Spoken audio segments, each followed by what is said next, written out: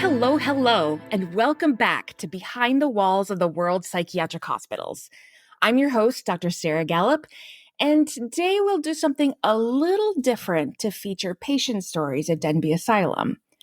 But first, I want to make a quick correction about an oops I made in the last episode. So when I was discussing the history of the hospital's name, I meant to say that Denbigh Asylum was never a formal name of the hospital. Instead, I said Denbigh was never a formal name. Of course, Denbigh is the name of the town in Denbighshire, Wales, where this all takes place, and it's most definitely a real name. So I don't know if anyone else caught that but me, but I wanted to clarify just in case. One of the ways I've been promoting the show and getting to know people who live in the area around the hospitals I've discussed is by joining Facebook groups in or near the cities where each hospital is or was located. Perhaps some of you joined me from one of the groups in Ionia, Michigan, or Waterloo, New York, or my hometown of Dallas, Oregon. I reached out to folks in Denbigh via one of these groups, and I got a recommendation for a book called Dangerous Asylums, which is a collection of stories about real patients from the North Wales Hospital that were written by Welsh writers and edited by Rob Mimpriss. So what I'll be doing today is reading a couple of those stories and telling about the project that became this book. I don't know who recommended the book, but thank you. It's been a very good read. I'll be sure to include the book information in the episode transcript so you can check it out for yourself. I won't be able to get to each of the stories, so I encourage you to pick up a copy. The stories are moving and tragic and poignant, and the different styles of writing make each story as unique as the person or persons the story features. I do want to give a trigger warning that one of the stories I'll read today contains death by suicide. It doesn't go into graphic detail, but I recognize that some people may not be in a good space to listen to it, and I will give you a heads up beforehand if you'd like to skip past that one. So for now, come on in and get comfortable as we go behind the walls of Denbigh Asylum. The first story is written by British writer Carys Bray. Editor Rob Mimpriss points out that, quote, Bray's debut story collection, Sweet Home, won the Scott Prize in 2012. Her debut novel, A Song for Issy Bradley, was shortlisted for the Costa Book Awards and the Desmond Elliott Prize, won the Utah Book Award and the Authors Club Best First Novel Award, and was serialized by BBC Radio 4. Her latest book, published in 2016, is Museum of You. She holds a PhD in creative writing from Edge Hill University, end quote. So Carys Bray used old patient records to create and compile this story. For reasons that will become evident as we read it, we don't know what this patient's actual thoughts may have been during his time at the hospital, but Bray nicely narrates it in a way that imagines how he may have experienced the asylum. And two quick warnings before I read this. First, there is some Welsh language in this story. I will do my best. And second, this story got me. You may want to make sure you have a tissue nearby. So this is the story of the Elves and the Shoemaker. I know the doctor by his footsteps, the knock and brush of his shoes, the favoring of one foot as he walks the corridor toward 7. How are you today, David? I hear his words, but my tongue is buckled to the sole of my mouth. I know the doctor by his footsteps, slower, more measured than the others. You're shoemaker by trade, David? He consults a clutch of papers. I catch glimpses of the script, but cannot lace the letters into words. You lived in Lonaber? I nod. These are not really questions. He holds the answers in his hands. Are you sleeping well? I shake my head. The other inmates cry in the night, and the nurse's shoes tap scales up and down the corridors. When I sleep, I dream, and in my dreams, I am home, pulling an upper over the last, attaching it to an insole, smoothing out the wrinkles and nailing it in position. I am surrounded by my tools, pincers, hammer, lapstone, rubbing sticks. and from my table I can see our own shoes lined beside the door, 7 pairs. I know the doctor by his footsteps. Sometimes he is accompanied by an older man, another doctor whose keen, stamping gait thumps a warning on the floor. He is not so kind. You remember why you're here, Mr. Lewis? No?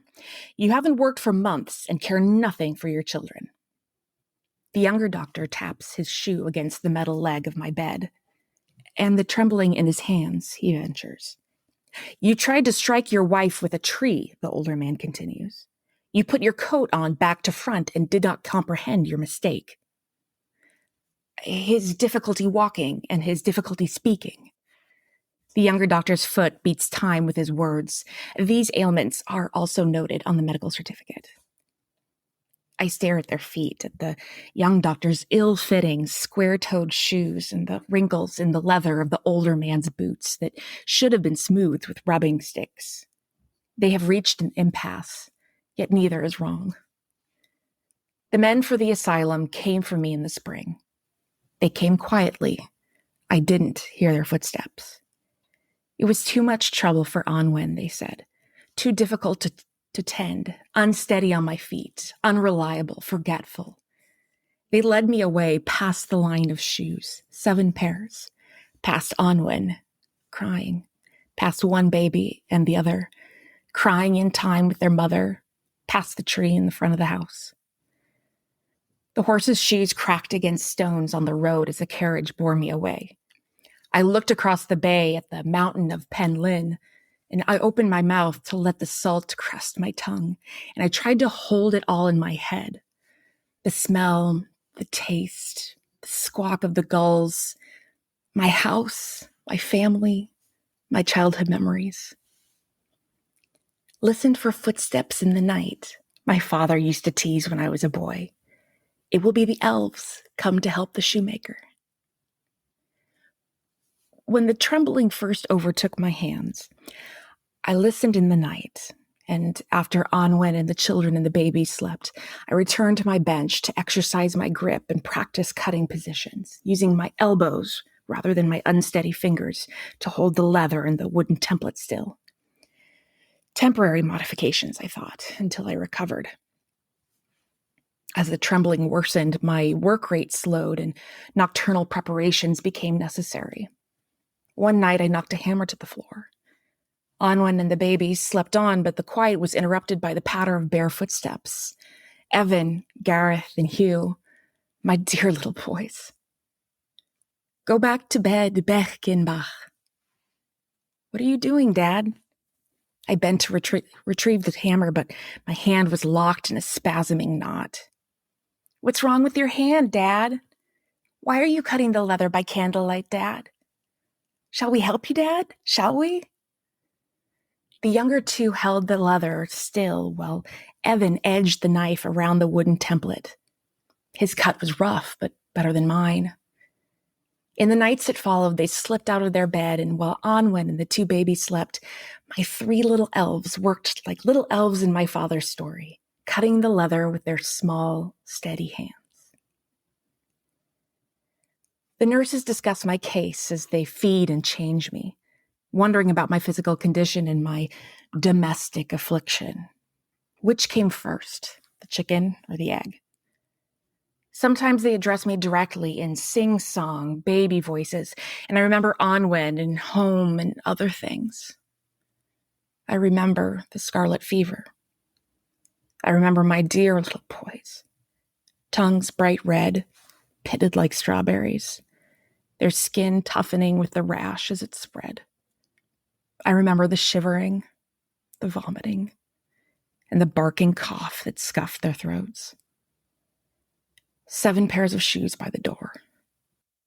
1 pair, 2 pairs, 3 pairs empty. The older doctor's keen, stamping gait thumps its warning on the floor. Can you extend your tongue, Mr. Lewis? No? Can you stand? You must make an effort. Help him, nurse. Note the tremors in his legs. Set him down again. No use talking to him. He's utterly demented. You know his history? Sad case. lost 3 children to scarlet fever, didn't take comfort from the fact that he had others. Happy is the man that hath his quiver full. Not so our Mr. Lewis. Mr. Lewis here became so depressed that he was unable to work. The nurse lifts my legs back into the bed and she tucks the sheet around me like my mother used to, and I listen to the stamping retreat of the doctor's boots. After the scarlet fever, I cut the leather poorly and slowly by candlelight, thinking to hide my hands from Onwen. She said our misfortune was God's will, and we should be grateful he had let us keep the babies, grateful for their hungry mouths, blunt, pawing hands, and sticky fingers. I wished he'd taken them instead. The weeks of quarantine were quiet without my dear Beckenbach. I sat the bench for habit's sake, cutting, sewing, hammering, all behind me.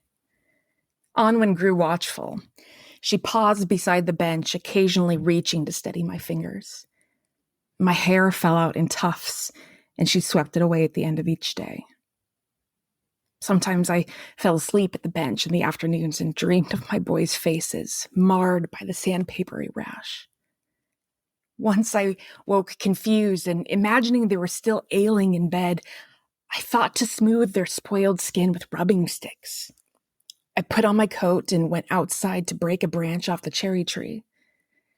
It was the furthest I'd walked since the quarantine, far enough to be certain that the tremble leaked into my legs.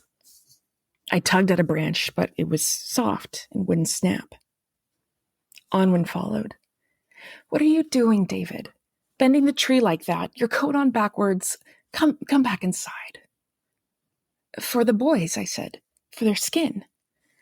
I lost my grip and the branch sprang away, catching her cheek. "Oh, sorry. Come inside."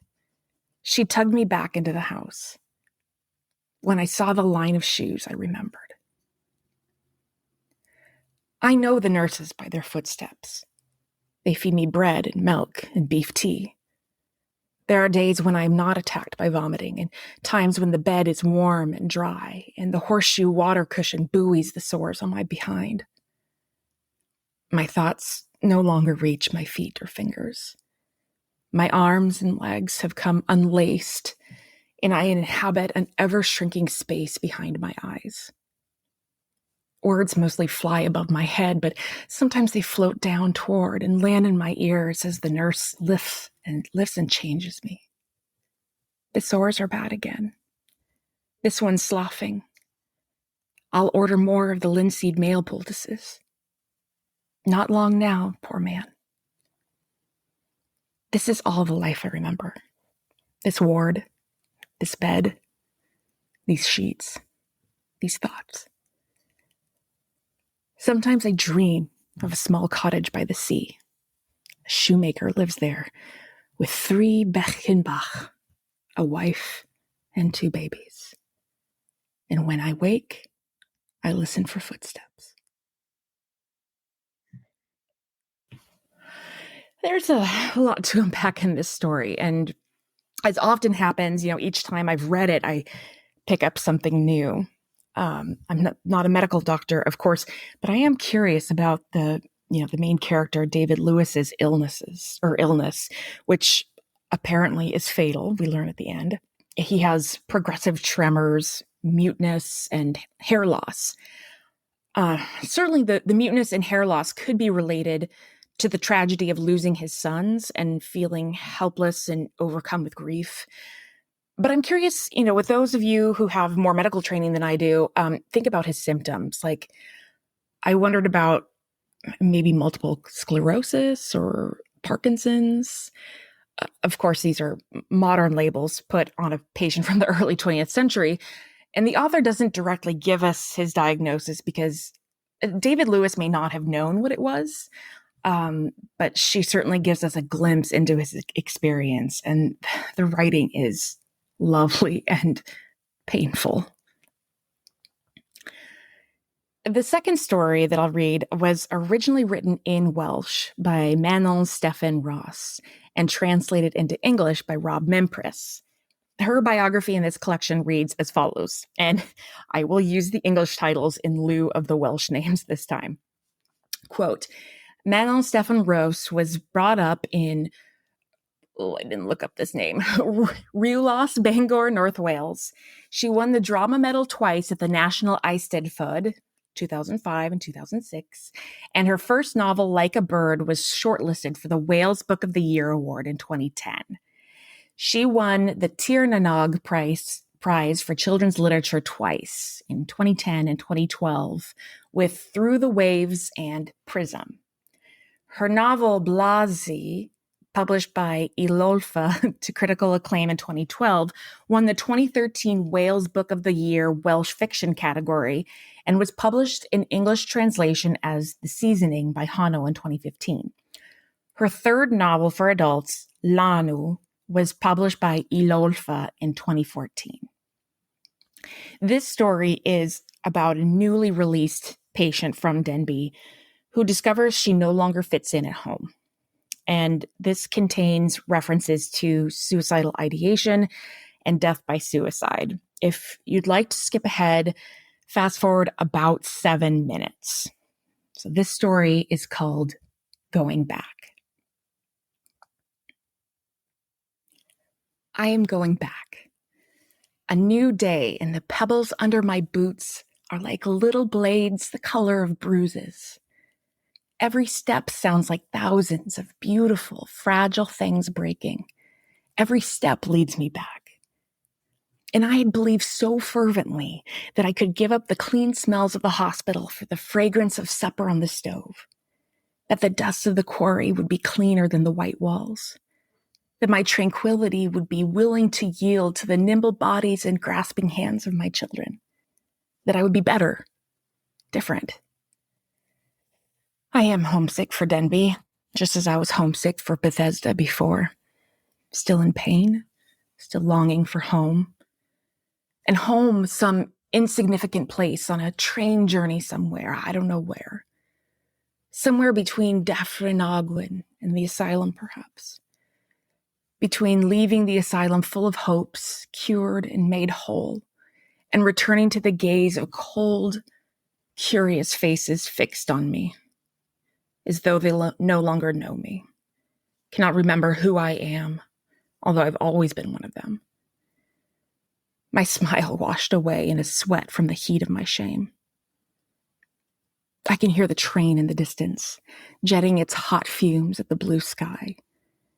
It sounds as though it were breathing, like something that lives to save people from the cruel places of their youth. It will take me today if I hurry. It will take me back. The sound of the pebbles seems louder under my soles.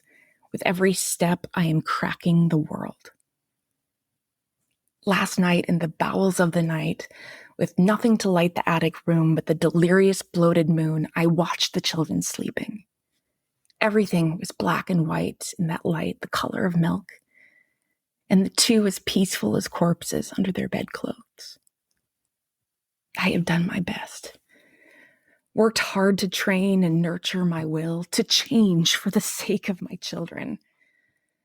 But my best is a weak and paltry thing, and I can see nothing in the beds besides the unsufferable weight of their bodies, a burden too heavy for me to bear. Swollen as flesh and blood and hair and nails from my bowels, my children are nothing to me. I cannot love them. I can see the steam from the train rising in the distance beyond the woods. Soon it will be here, and I will make my escape. In front of me, like a scar across the path, are the tracks, hard and firm amidst the tenderness of the woods. Stay, stay. The engine will come to take me again. I am leaving again. Already, I feel a kind of longing for the things I will leave behind. John and the clouds in his eyes when he looks at me. The laughter of the children rising from the backyard, wild with joy. The breath of the Ogwen River from the shadows at the back of the street, wanting to whisper words that have no meaning. Myself. In the bedroom mirror, and my face pale like the moon last night, expressionless. The mirror will be empty now, revealing nothing but the neat outlines of the room, and somehow it warms and comforts me to think of this. to think of all the empty places I will leave behind. An empty chair in the kitchen, an empty place in the bed, clothes hanging empty like spirits in the wardrobe. All will be cured and made whole. The train. It glitters in the sun, and it rushes fiercely in my direction, the fire in its belly driving its scorching, impassioned bulk at my tranquility. The tracks are so clean, so straight, so steadfast, like the horizon, like a boundary. One step brings me peace in the path of the train, and the pebbles under my soles sound like thousands of beautiful, fragile things breaking. I am going back.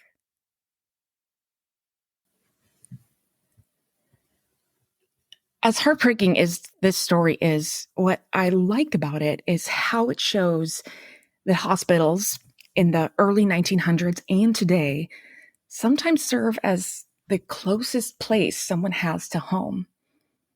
Most patients, I would say, don't entirely identify with the woman in this story because they want to get out and return to some sense of normalcy.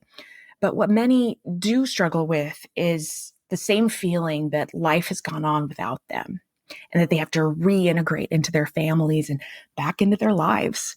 And that can be the most challenging part. And I've heard from so many people, not just former psychiatric patients, but former inmates as well, who have reoffended or violated parole just to be sent back because the real world can be scary and overwhelming. And I think that's what we see in this story. A mother who feels overwhelmed by motherhood, who no longer feels like she belongs anywhere, and a desperate search for peace. And I'm curious to know more about the actual patient, the very real life this story was based on, but I do think we get a good glimpse of it here. And of course, as a psychologist and someone who cares about people, if you are having any thoughts of suicide or are feeling overwhelmed by life or your responsibilities, I encourage you to reach out for help. If you're in the US, you can call the new mental health crisis line at 988. If you're in Wales, dial NHS at 111 or 0845 4647. For all other international listeners, you can find your local helpline number at the website findahelpline.com because your life matters. The third story I'll tell has more of a happy ending, but it also shows the many ways that mental illness affects a person's life. And this was written by Glenda Beagan. Her biography says that she is, quote, a native of Rhuddlan, where she still lives. As a mature student, she gained a first-class honors in English at the University of Wales, Aberystwyth, followed by an MA in creative writing at the University of Lancaster. She's published 3 volumes of short stories, including The Great Master of Ecstasy and a collection of poems. Her work has also been broadcast on radio, translated, and widely anthologized. She has won prizes in literary competitions, including the Cardiff International Poetry Competition and the Rhys Davies Short Story Competition. She was awarded the Trewithen Poetry Prize in 1999. This story is called Imagining Angels. I lie awake and wait and listen. The shadowy dark at this end of the ward means I can't see the clock on the wall. It doesn't matter. I'm a bit like clockwork myself because I wake at the same time every night. Just 10 minutes or so before 3 in the early hours, I wake up bright and sharp. How do I know it's just before 3 o'clock? Because I soon hear the 3 icy chimes of the clock in the tower. The clock rings out on the hour throughout the day's 24, but usually the hospital's too noisy for one to make it out. At night, there may be crying and snoring along with the occasional scream, though not so much on this ward, thankfully, as it's fairly quiet. But generally, the night is blessed by a rich silence. And then the chimes come. For each chime, I imagine there are angels hovering above the roof of the hospital. Or perhaps I should say asylum, though for me the word no longer possesses the sense of refuge and safety it should. At 4 o'clock, I imagine 4 angels, and so it goes on until chimes are lost among the bustling sounds of morning. These angels are the most extraordinarily lovely creatures you could imagine. They wore long robes of white and gold brocade, exquisitely fibrous like jeweled cobwebs. And their wings match, the same white and gold, the same detail. But please note that word, imagine. I am not deluded.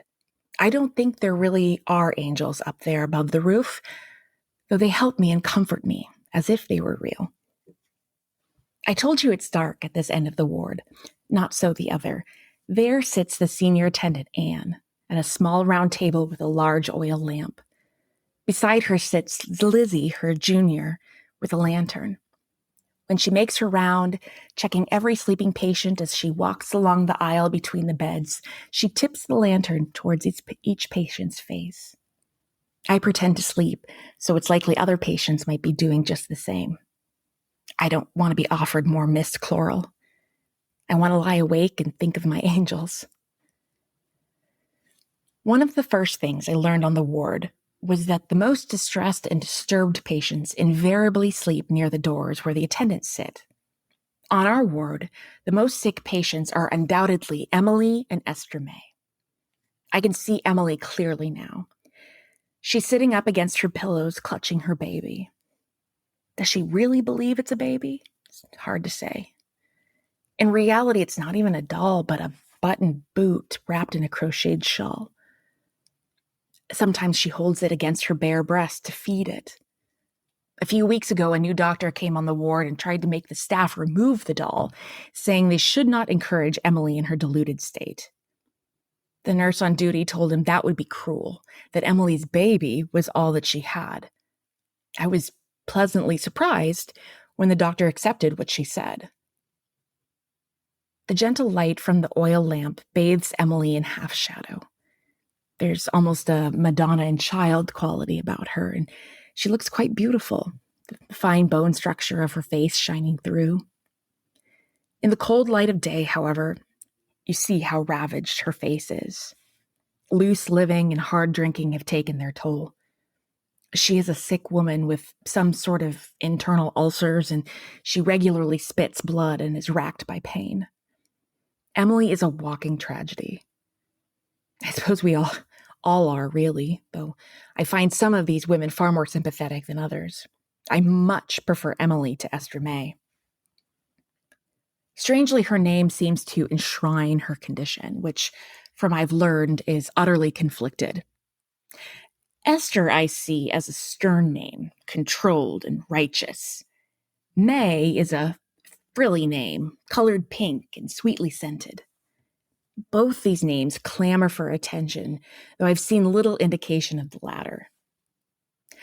Apparently, and this I have gauged from gossip on the ward, Esther May is a farmer's wife who has been known to go into town, frequenting public houses and dallying with young men. Many a husband would have lost patience and disowned her, but hers is remarkably forgiving, aware perhaps of the contrasts in her character, and realizing her mental illness molds her erratic behavior. I have seen the Esther side of her nature and how strong her influence is on women who are easily swayed. She brings them together and calls upon them to beg the Lord's forgiveness for their sins. This evangelizing happened in the refectory on one occasion. After grace had been said, she stood up and called upon everyone present to confess their sins. She then announced in a strong, resonant voice that the second coming was imminent and that God had called upon her to spread the good news. Next, she called the women from their seats and asked them to kneel on the floor. Some did. Some started to shout hallelujah and sing psalms. I could see the staff were worried that things were getting out of control. At this point, I would like to say I spoke out to distract attention from the growing sense of hysteria, but if I'm honest, I think he was more probably filled with a rare sense of mischief. Why has God chosen you to be his evangelist? I asked her. Esther May looked shocked. I am a sinner who has confessed her sins, she said, glowering at me. Are you the only one? I asked. If she could have summoned up a flash of lightning to strike me dead, I'm sure she would have delighted in doing so. Fortunately, our steps do not cross during the bulk of the day as she attends the sewing room and I work in the laundry. Staff were puzzled when I opted for this occupation, thinking my education would result in my choosing the more ladylike pursuit. Not so. My nature is of an impatient kind. I am irritated by the close concentration involved in sewing, the minutiae of embroidery being particularly irksome. The large physical demands of the laundry suit me well. The noise, the scent of soapy cleanliness, the crisp discipline of the press where sheets and pillowcases are rendered smooth and wrinkle-free. My conscientious work has been praised, and I can only hope that these comments have been recorded for the doctor to see. As soon as is possible, I want to leave this place. But there is one nagging fear. When I became ill, I was teaching in a school for young ladies near Basildon. It was my parents who ensured me that I was brought back to Wales where they could visit me. I realize I shall never teach again, but I know that they are ready to take me home. Of my crisis, I remember very little, hardly anything, in fact, and this truly frightens me. What did I do? What did I say? Is this forgetfulness customary? Will I eventually remember, and will the knowledge of what I said and did be more than I can bear? The icy chimes from the clock tower ring out their benison. There are 5 precious peals this time. 5 angels appear above the roof in glorious garb. I see that each face is identical, each body elongated, each wing a precious fabric of encrusted gems. Once I am able to leave this place, and that is my only wish, I shall draw my angels. They're white and gold, shining on black cards like the night sky. I shall never forget them. They have kept me sane.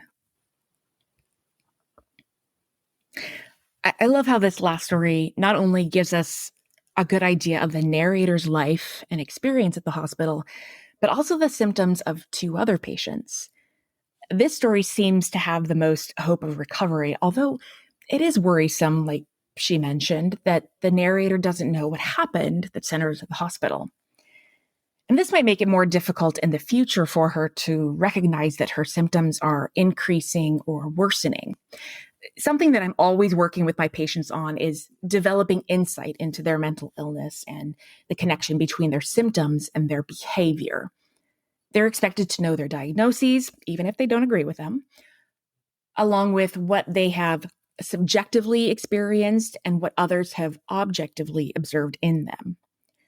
They also need to know what triggers their symptoms. So, for instance, if there's someone who hears voices, is there something or someone that makes the voices worse, more like louder, or more derogatory? Is there, again, something or someone that worsens their anxiety? What may make them more likely to abuse substances? And then if their symptoms are triggered, what do those early warning signs look like for them specifically?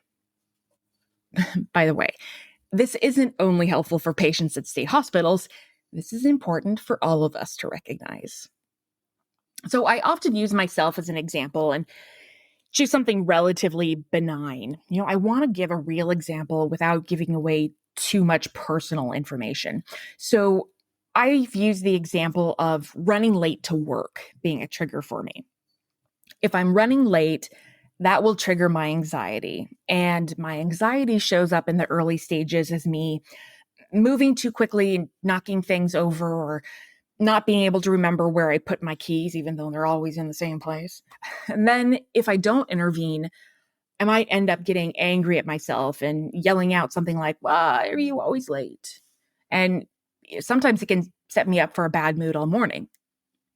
So all that to say that this last story of the angels really nicely connects to some of the work that I do on a daily basis.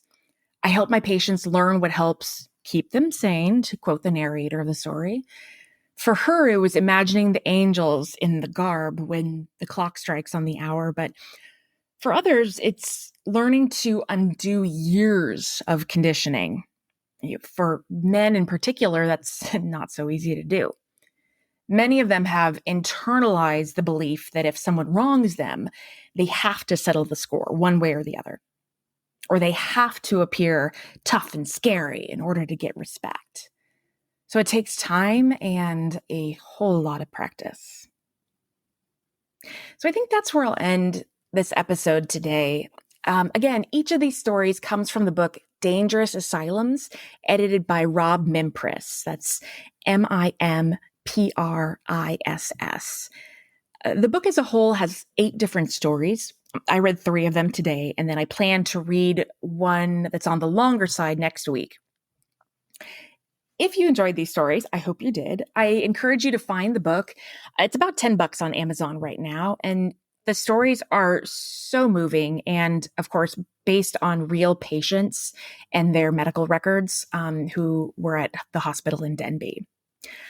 Last item of business, I am working on building a beacons page, which will be one place where you'll be able to find my Buzzsprout page, my YouTube page that I'm hoping to expand. Right now, it's basically like 2 videos and then a whole bunch of Taylor Swift.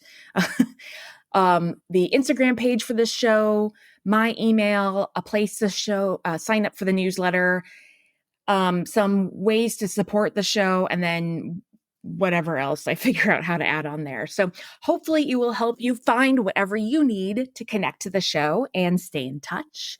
So once that's up and running, I'll add it to the Facebook group and Instagram page and probably show notes too. So just to make sure you can find it wherever you listen. As always, please subscribe, rate, and review wherever you're listening right now. That's what Brittany Deanna did recently by leaving a very lovely review on Apple Podcasts. Thank you so much. And Molly, aka Lollipop, thank you for your review too. That means so much.